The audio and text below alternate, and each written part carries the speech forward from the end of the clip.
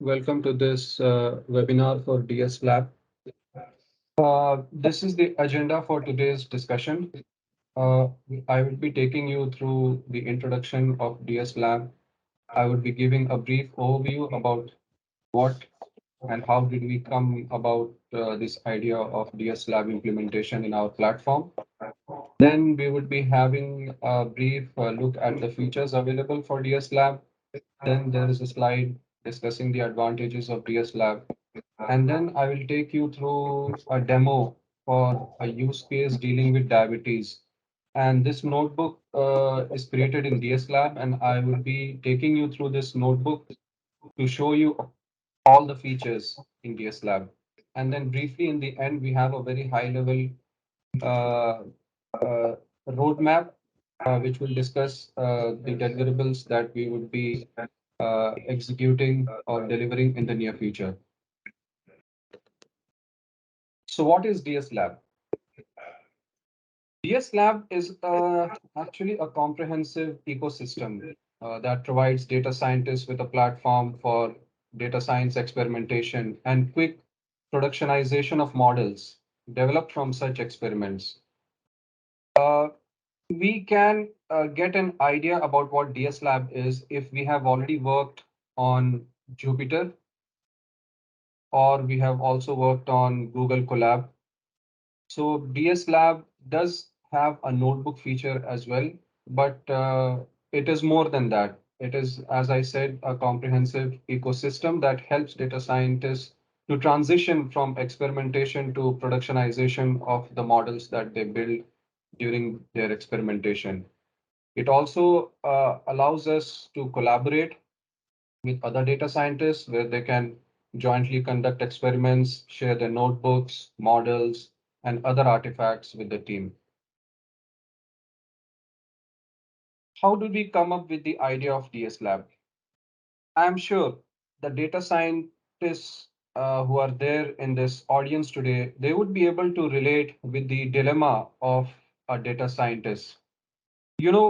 We as data science professionals, we work on use cases and we develop models on various algorithms. It could be classification, regression, or unsupervised learning. And we come to a point in case of supervised learning algorithms or use cases that we build models. So usually the work of a data scientist ends at that point and the model is left hanging. The model needs to be productionized, but the problem is how will it be done? So we had this idea in mind wherein we wanted to provide a seamless experience to data scientists where they can convert their models immediately to a productionized version in the data pipeline where it can be consumed by various processes and can be written into various databases after the analysis is completed.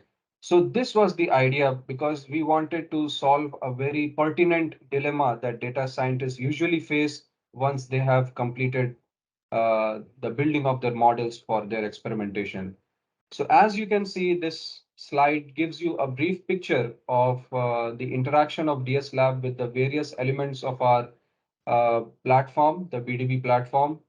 So you can see that the BDB platform has components of data service, data sandbox. So data service is nothing but a component, a part of the component in data center, and it allows us to make use of data from several different databases, namely Cassandra, Hive, Mongo, MS SQL, MySQL, and so on and so forth. So if we want to ingest data from these databases, we can go through the route of data service, which is part of data center, and we can create data sets.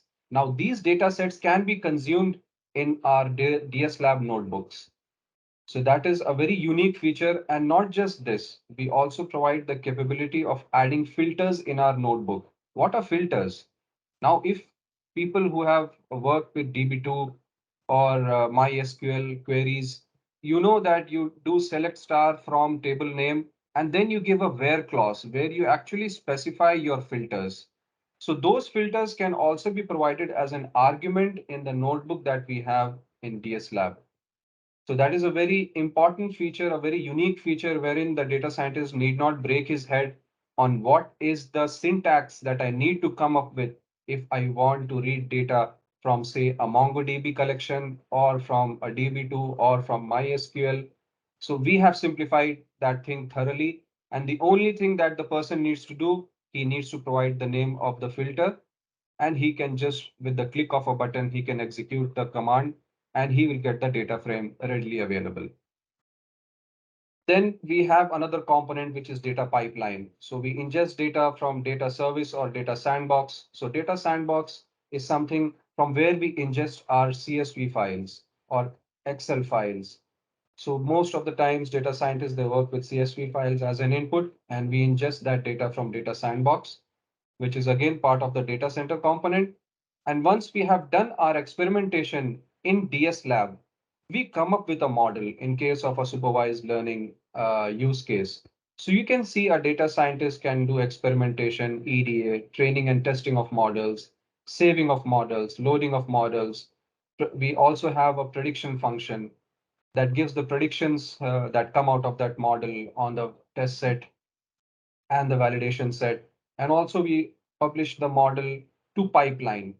We can also save the artifacts in the form of CSV files or text files or JSON files or image files, which we might have produced as a part of our experimentation in the DS Lab notebook. Now, what is published model? Published model is nothing but you can think of it as a way of pushing the model into my data pipeline. Data pipeline is our production environment where we use the model for further processing in downstream processes, wherein we might have to do inference on some incoming data, and we might have to produce some predictions or some output, which we would then might want to write to some database or some MongoDB collection. So that is all possible through data pipeline. What are the features in DS Lab? Anybody who has worked with Jupyter Lab or Jupyter Notebook or Google Collaboratory or Deep Note would be very much at ease when it comes to using the data science notebook and the different features that are available for the DS notebook. In fact, people who have also participated in Kaggle competitions would find it very similar to what Kaggle has to provide as far as features are concerned in DS Lab. Now we have frameworks available in DS Lab wherein people can run experimentation based on TensorFlow or PyTorch framework. We also provide the ability for the user to configure memory and CPU and GPU. We would be providing GPU capabilities in the coming future. We can also specify any external package or libraries which we want to work with in our notebook. We have a feature for that as well. And we can include custom modules as well. We also have the ability to ingest data from different databases, which is something that I have already spoken about. And there is also this feature of sharing the notebooks, models, artifacts across project team members. Now, this is also a feature which is going to come soon in the near future. Then there are three aspects of DS Lab wherein it allows for collaboration, where the DS Lab module is integrated with the data center, the ingestion component of our platform. If we want to read data from different databases and want to bring those data sets into our DS Lab, then that is also possible. If we are having CSV files and we want to ingest data from the CSV files, then we do that via Sandbox. That is also possible. And we also have comprehensive features related to creating of notebooks, uploading of notebooks, downloading of notebooks in the form of IPY-NB file or script file .py or .html files. We also provide user with the ability to save a model on the click of a button. load a model on the click of a checkbox, and provide predictions from a model on the click of a button. We also provide the ability to save artifacts in our DS notebook just on the click of a button. So these features are meant to provide a very easy access for the user and reduce the time that is required to come up with code that do redundant processing most of the times. One of the standout features that we provide is the ability to productionize the models that we have created in DS Notebook. And the productionization of the models happens not only in pipeline, but we can also provide this model as an API, as a service that can be consumed in other downstream services. For example, I have a mobile application wherein I want to use a model that gives a prediction about, say, whether a person is diabetic or not a diabetic. So the model that we train in our DS lab can be used as an API, and it can be used in that mobile application by just creating a cool dashboard, and the user can get an indication that the parameters indicated by the data point that he might be hovering towards a case where he could be diabetic and he needs to visit a doctor, or it could point to a case where he might not be diabetic and he does not need to visit the doctor. So this is just a simple example, and we would see this use case in action as well. So what are the advantages of DS Lab? As I had mentioned before, DS Lab is a one-stop ecosystem for data science professionals to perform end-to-end project work. So this greatly reduces the time taken by a data science professional to productionize his model. Usually in the uh, Usually when data science professionals, they come up with their models after their experimentation, they want to deploy it into some cloud services, be it uh, GCP, Azure, or AWS. And that in itself entails a very big process. And there is a separate team that deals with productionization of models. But here we have actually simplified this process to such an extent that every data scientist can simply publish his model to the pipeline, and the pipeline will be consuming that model, whether it is for inference or using the data generated from the model in downstream systems for further processing. So that is something which is a standout feature that we are providing. Also, one of the very beautiful features or advantages that we have in case of DS Lab is the integrity and protection of data. There can be several clients or customers that are very particular about the uh, security of the data that they provide to the vendors. So if we are dealing with a high profile customer who is very sensitive about the data that they have provided to us, and they are also very keen to know the mechanisms that we have to protect the data and make sure that the sanctity of data is preserved. So we do that. We do that via our data center. And as I had mentioned, using the data sources as data service and data sandbox, we can ingest the data. So the sanctity of data remains intact and the security of data remains intact. The data does not go out of the platform, the BDB platform. So this is how we are able to secure the data, and all the results that we get out of the model, if they are acceptable, we publish the model again into the pipeline. Now, pipeline again is a part of the BDB platform itself. So it is end-to-end data sanctity as well as data security that we are able to provide as an advantage out of these features in DS Lab. Data can be imported from any database easily. Models can be published to production pipeline quickly for deployment. And there is a reduction in time taken to transition from experimentation to productionization, which I have already discussed. And it increases the productivity of professionals who can then devote their time to other experimentations and come up with solutions for different use cases rather than scratching their heads trying to figure out how to deploy this model into production. And this actually also results in reduced costs. Now I would like to take you through a demo for DS Lab and give you a flavor of what you can do with DS Lab with the different features that we have discussed. So suppose I have to make an experiment wherein I need to make use of a CSV file. I'll go to data center. I'll click on data center. I'll click on sandbox. I'll click on new sandbox and I'll upload my CSV file from this field. So once the CSV file is uploaded, so I'm not doing that because I already have a CSV file uploaded. I can immediately come to DS Lab. Now, this is the ecosystem that we had been talking about for some while now. This is how DS Lab looks like. This is the interface.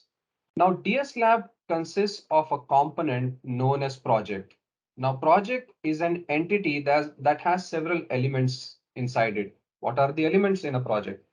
So a project can contain elements in the form of data sets, which we either ingest or we produce. There could be data sets or CSV files or text files or JSON files, which we actually produce out of our notebooks. So those data sets are also part of our project. Then we have models. Models are also something that we generate in case of supervised learning experiments. And these models are also part of our projects along with the notebooks. Of course, in order to do a project for a data science experiment, we need notebooks. So notebook is the vehicle using which I create my experimentation. I ingest the data using dataset, I create the models, and then I publish the model to a production environment, which is pipeline in this case. Now, I would just like to show you how do I create a project. So if I just click on create project, I am taken into this screen and here I can just give a name of a project. I can just give some high level description and I can give the GitLab URL. If I'm working on a Python TensorFlow use case, then I would be using the Python TensorFlow framework. Or if I'm working on a use case that works on PyTorch framework, then I'll be making use of PyTorch. But right now, I'll be using Python TensorFlow. This works well if you're working on machine learning use cases or deep learning or computer vision, or even if you're working on an NLP use case wherein you're working on Keras models or TensorFlow models. Then we have the resource allocation where you can allocate low, medium, or high resources. Now, a word of caution, if you have a data set which is very big in size, probably more than 50 MB in size, I would suggest you go for a medium or a high resource allocation so that your DS Lab notebook processes the reading of the data and the different commands that you want to execute a lot faster than it will do if the resources are low. So we can go for a medium resource allocation. Then we have the idle shutdown. Now, idle shutdown is similar to what we see in several notebook interfaces like Kaggle or Google Collaboratory. So if you are not using your notebook session for 1 hour and it remains idle without any activity, then the session will be disconnected. So this is done to preserve the resources in the backend. And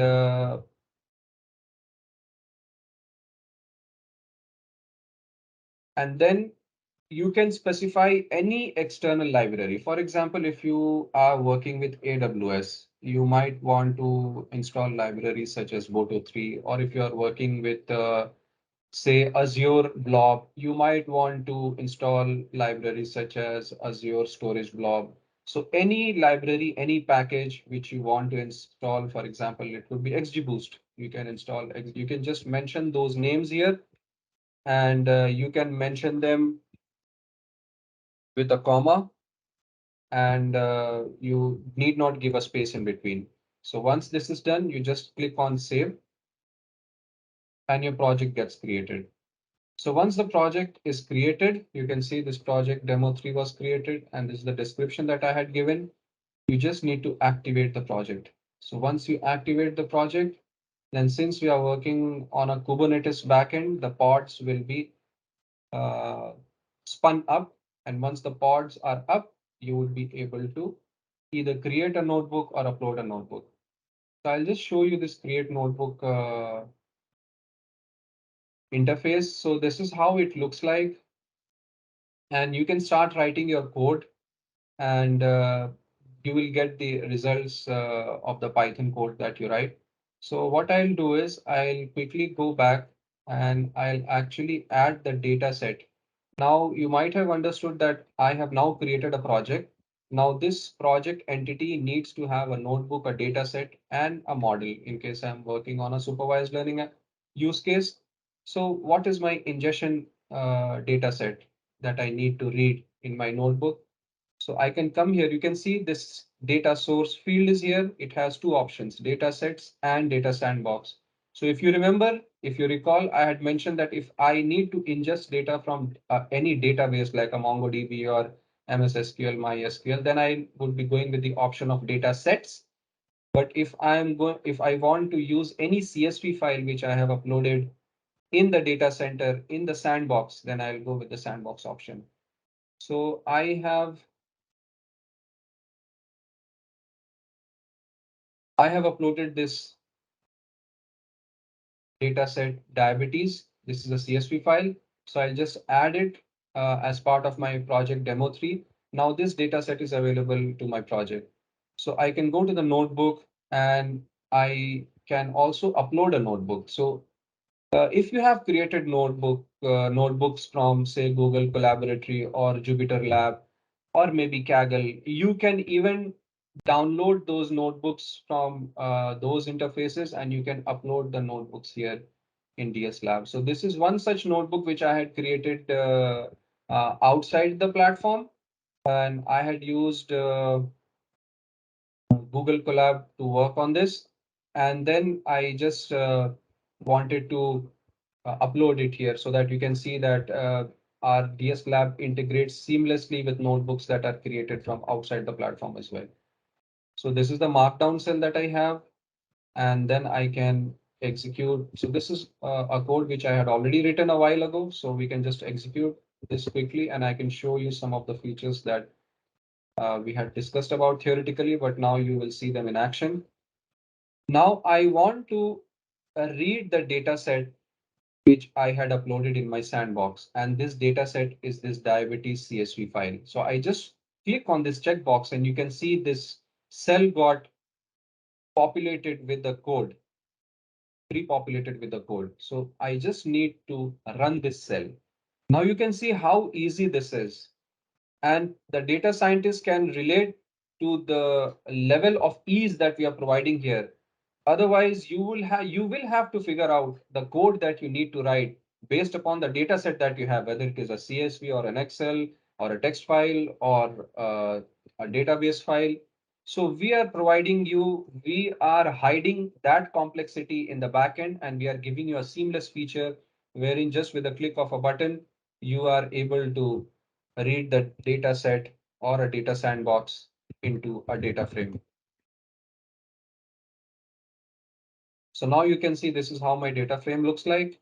And I'm sure you will recognize the data frame format. It is extremely similar to, the interfaces of Google Colab and Jupyter. So the people will be able to identify and appreciate it. So I'm just running these cells.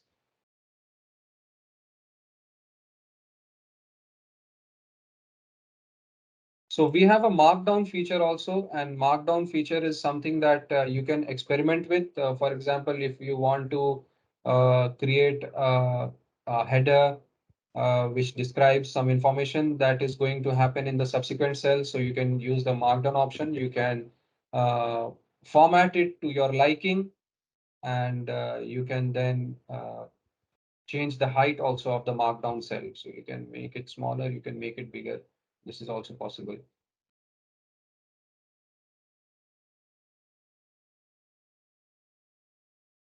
Okay, so right now I have executed this cell. I need to execute this cell which will produce certain images. Now I have already written a code which will save these images as artifacts. I have already written the code which will save this image as an artifact. So you can see if I use the function plot.savefigures and I come to this tab on the right hand side, you can see that all these images are saved. All the images which you have over here, all these images are saved over here. So if you want, you can download these images. You can download these images and you can just open them and you can see. So this is a very cool feature that we have, which actually helps people to save their artifacts and they can share it with their team members also. So I'll run this step also, and you can see that this correlation heat map, which is generated here, you can save this also. And again, the command to do that is plot.savefig. And if you do that, you'll get this correlation PNG here in the artifacts list. So you can see it is here already. Then I'll come down and I can again have this markdown cell. So I'm not doing it here again because it is a redundant activity. And let me just delete this also. This is not required for now.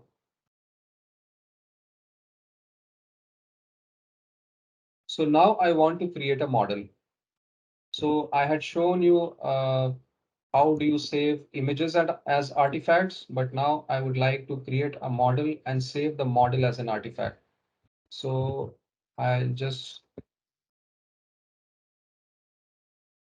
divide the predictor and the predicted variables. Now I have created a model in this step.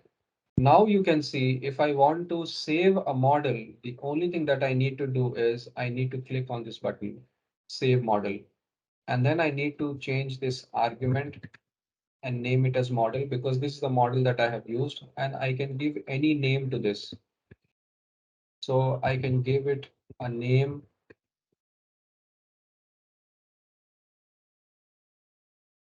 and I can execute this. So once I have executed this model should be saved as part of saved models. And if I go and check in unpublished models, you can see model underscore 19 underscore 2.pickle is saved here. So this is how easily you can save the model. Then I want to say, for example, load this model now. So how do I do that? So it's very easy. You just do a click on this checkbox and the model gets loaded. Just execute it. So this is how easy it is. You didn't have to write any code to save the model. You didn't have to write any code to load the model. So we are saving you time as far as writing code is concerned. We are providing you with ready-made code using which you can immediately save the model and load the model. Now I want to do a prediction on my test set based upon the model that I have loaded just now. And as you can see, I will just be making a prediction here and you would be able to see the results. So you can see the result of the predictions. So there is a column titled predictions and it gives you a result whether 0 indicates the person is diabetic, 1 indicates if the person is non-diabetic. So for example, if you want to do evaluation of your model and you want to see what is the score that you're getting based upon the results that are predicted, tallied against your test set, the labels that you have. So you can just execute this cell and you can see that you get an accuracy of 65% or so. So this is a very simple model. I have not done any EDA or feature engineering or tried to make sure that it gives a high accuracy. That was not my intention. My intention was to show you the features that are available here. Now I had shown you that the artifact that are saved, they can be either deleted or downloaded. The models that I save that can either be deleted or published. So you can productionize your model at the click of a button. Now there is just one last step that I would like to show you, and this is if you just want to save the CSV file, if you want to save the CSV file as an artifact, then you can just click on this button and it will populate this code. And you just need to make a few changes in the arguments. For example, I want to save this data frame. So this data frame which I had created here, where I have stored the results of my prediction, I will give that name over here, and I can give any name for the CSV file that I want to save as an artifact. So I'll just run this step. Okay, it tells me that the name already exists. So what I can do is I can give it a new name. So once I have given it a new name, I can run this and I come here and I refresh this. And in the artifacts, you will find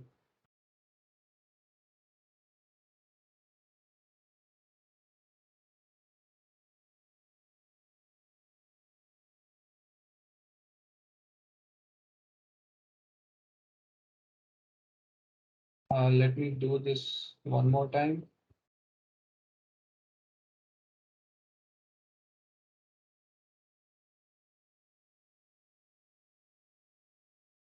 Okay, I'll give it some name. I'll execute it.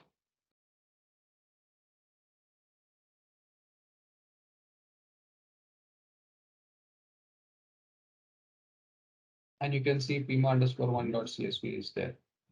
So maybe the issue was because of a code which was previously there. So I just populated the code newly and it worked fine. So now I want to save this notebook. I can give any name for this notebook. I can click on this edit button. I can give any name for this notebook that I want, and I can add any description that I want for this notebook.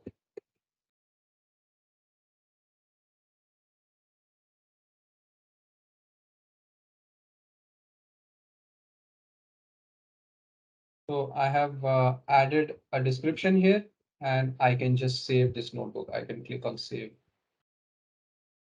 So my job is done, wherein I have created a model. Now I want to productionize this model. How do I do that? I just go and click on these three buttons and I click on publish. So it will give me a prompt. I click on yes. So my model is now published in pipeline. How do I verify it? I can go here and click on published. And under published models, you can see I have model_19_2.pkl. Now, I would like to go out of this notebook and I would like to take you to the model tab. So I had told you that the project entity has elements like notebook, dataset, and model. And the model that I published to pipeline is available in this list over here. Now, what can I do with this model? I will go to the pipeline at a later point in time, but right now I just want to show you that there is another option which I had talked about when I was going through the PPT, is that I can publish this model as an API. So I will click over here and I can specify the number of instances that I want to be spun up in the backend. The minimum number of instances is one and it is fixed. It cannot be changed. Maximum number of instances depends upon the amount of call that you expect that this API is going to get. And once you have done that, you can say save and publish. So now this model is published as an API. So how do we deal with that? Let's go and check it out. So I'm going to the admin module, and in the admin module, I'll just scroll down and you can see there is API client registration. Okay. So I can come here and I can select an option as internal or external. So right now we have released this feature for internal consumption. So I am checking the option as internal and I can give it any client name. So I can just give it as a short name, A1. I can give any email ID and I can give the app name. So I'll give the app name as app1 and request per hour. You can give depending upon how many requests you expect this API to get in an hour and maximum number of requests per day. Then select the type. So it is model as an API. So this is what we have to select over here. And then we can choose the model that we had published. So model that we had published was model underscore 19 underscore 2. I can just click on this. So this model gets selected. I can save this. Now you can see that this API is already registered here, the API client. I can just edit this. And now you can see I'll get the client ID and the client secret. Now, how do I consume this? So I'll show you. We can come to the Postman and I will just take this model, copy it, and I can paste it here. And then I can go to the headers and I can give the client ID. So this is the client ID that I have. I can just copy it. I can paste it here. Now we need to understand this is a very, very important and powerful feature wherein the model that we have created out of our data science notebook, that model we can consume it in any downstream service. For example, I told you about the case wherein there is a mobile application in which you want to consume this model, then you can do so in this manner by using the model as an API feature. So I provide this as well. I save this and then I go to the body. In my body, this is the data that I would like to provide it with. You can see these are all the parameters or the different predictor variables using which I want to understand that the person is diabetic or a non-diabetic. So I'll just send this data. So after I send the data, I got some result. So let me see that result. So you can see my result gives me a prediction of 0, which tells me that the person who might have these parameters related to his health, wherein what is the BMI or the blood pressure or the glucose level or his age, based upon all of these parameters, the model gives a prediction that the person is not diabetic.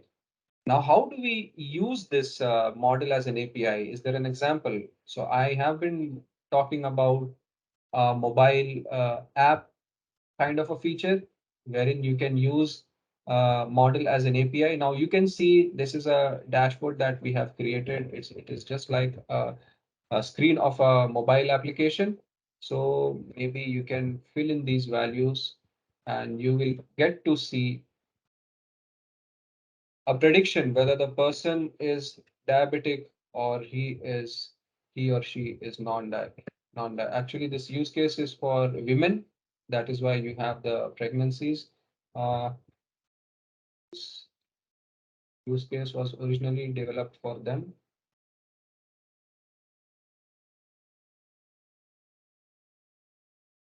And you can give any age. Just click on calculate, and this is your model in action. So now you can see based upon the parameters, the chance of developing diabetes is more. Please consult your doctor. So this is how cool this feature is. So this is with the help of the model that we created. Now this is the model that is in action over here. This is the model underscore 19 underscore 2 pickle. This is in action over here. You can see how cool it is. You can see the power of model as an API. Okay, so with that, I'll just take you to another cool feature, which is to do with version management. Now, version management is a big concern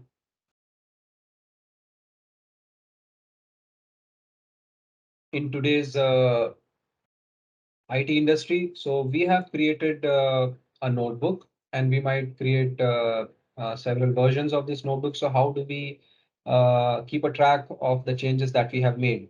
So you can see here, I came to this project. So let me go back here again. So I came into this project, which I had created demo 3. I click on it and this is the notebook that I had worked with just now. which I created just now. So I want to publish. So I want to push this notebook into GitLab. So I'll just click on push and I'll give some name, demo on 19, part 1, and I'll click on push. So my notebook has now been pushed to GitLab. Now suppose I want to make some changes in my notebook. I enter the notebook and maybe I have done some changes, some code changes, and eventually I add one code right at the end. So this is just for the identification that I'm doing this. You can do anything that you want, any sort of code changes which you want to make, you can do. And you can see this last cell, I'm just keeping it as done so that we can track this change when I pull the this version back. So now I have saved this notebook. So currently my notebook, the newest version of the notebook is actually having an extra cell which says done at the end. I'll just go back and now I want to pull the older version which I had pushed to GitLab. Before doing that, let me do one thing that will make you appreciate what I have done just now. So whatever changes I did here, I'll just save it as print done version 2. This also I will push to GitLab. So now my current changes and the older changes are also there in GitLab. I have an option to choose which one I want to pull. So I'll just click on the pull button and you can see that it gives me an option that I can either take the latest version, which is there in GitLab, or the older version. I want to go with the older version. So I'll just click on pull. The older version is pulled. I just click on this notebook and this notebook should not contain that statement print done, because this is the older version. It did not have that statement that is in the newer version. So as you can see, that statement print done is not there. So this is the beauty of version management that we have introduced in this, and this will help you keep track the changes that you have. And maybe you might have done certain experimentations, you might have created certain models in experimentation 1, 2, and 3, and maybe they are different models. So you can just push them all to GitLab, and you might not need not clutter this space here, and you can pull them back anytime depending upon the model that you want to use for your experimentation in the subsequent steps. So if you recall, in the previous webinar, we had shown you the use case for oil and gas industry, wherein we had created a data science model, and that model was published to Pipeline. So there was a very beautiful discussion by my colleague, Mani, and he had described that use case of oil and gas industry. And I'm not going to go into that. I'm just showing you this notebook which was created. And this notebook was created using the same concepts that I used in the previous notebook to demonstrate the features of saving the artifact, saving the model, loading the model, doing the prediction, and publishing the model to pipeline. So you can see these are the list of published models here. And these are the two models. This is one of the models that was published to pipeline and it was used in pipeline. So you can see this pipeline. So if you want to go to the pipeline, you can just click on this option here. You will be taken to the pipeline. You can just click on list pipeline. And in list pipeline, you can see this pipeline is already active. You can click on it. You can click on view. And you can see this DS Lab model load runner component is already present. So this is the one which was published from the anomaly detection project. So this is the anomaly detect project. And the model name that was published was model underscore rf.pickle. So if you come to the pipeline and you check the meta information for this component, so just make sure that I have clicked this component. So this is the component which is the DS Lab model runner.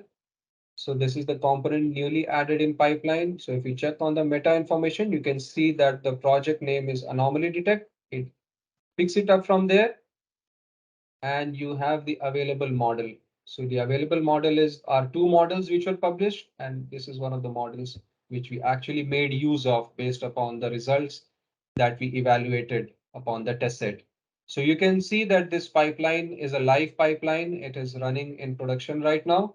And this is how easily at the click of a button, I was able to publish this model, and this model is right now running in production in this pipeline. So I'm not going to explain this because my colleague Mani had very nicely explained this whole pipeline in very detail. If you would like to know more about this, I would request you to refer to that webinar. So with this, I would like to now go to the PPT once again. So with this, we'll go to the PPT and briefly look at the roadmap that we have envisioned. So in the coming weeks, in the coming months, we would like to release features related to share projects and notebooks. We will also be releasing shortly the publishing of models related to PyTorch, TensorFlow, or Keras. They can also be published to pipeline. So right now, I would like to emphasize that in this release, the models that we can publish to pipeline are restricted to sklearn models. So you can create machine learning models, but only sklearn models can be published to pipelines. And we want to expand that. We want to include PyTorch and Keras models. So obviously you can do your experimentation even right now with PyTorch and Keras models. You can create computer vision notebooks. You can create deep learning notebooks. You can create neural networks. You can create even NLP, natural language processing notebooks, but they cannot be published to pipeline as of now. So that feature will be added soon in the coming future. Then we want to add the feature of DS Lab as a custom component. So right now, if you would have noticed, so this is a model runner component here. Okay, so this has to deal with a use case for supervised learning use case for data science experimentation, wherein you want to create a model. But what in case of unsupervised learning use cases? So we want to come up with a component which will take this notebook itself, and it will publish that notebook itself to pipeline. So whatever is the output of the notebook, you'll be getting that output in the out event and you will be consuming it based upon your requirement. Then we also want to come up with another unique feature, which is like a pre-population of boilerplate code in the cells based upon the algorithms that you're using. For example, you had seen here, I had shown you that when you read a data set, so when you read a data set, then you just click on the checkbox and the cell gets populated with code and you just need to run it. You need not try to figure out whether this is a CSV file, what is the syntax I need to use, or if it is a Mongo collection, what is the syntax I need to use, or it is an MS SQL data set, what is the syntax I need to use. We have reduced that complexity for you, and it is just at the click of a button, the code is populated and you can run it. So we are going to provide similar option wherein we'll give you a list of algorithms based upon your supervised learning use case, whether it is classification or regression. You can just choose the algorithm and you'll get a pre-populated code. You just need to change certain parameters and you need to run your cell and you will be through with your experimentation. So that is something that we would like to provide in the coming future. Then we also are going to enable the GPU support so that you can run your PyTorch models and TensorFlow computer vision models. Heavyweight stuff. You might have noticed I did not talk about the tab, which is known as utility. So this utility tab is something that we would be providing as a feature soon.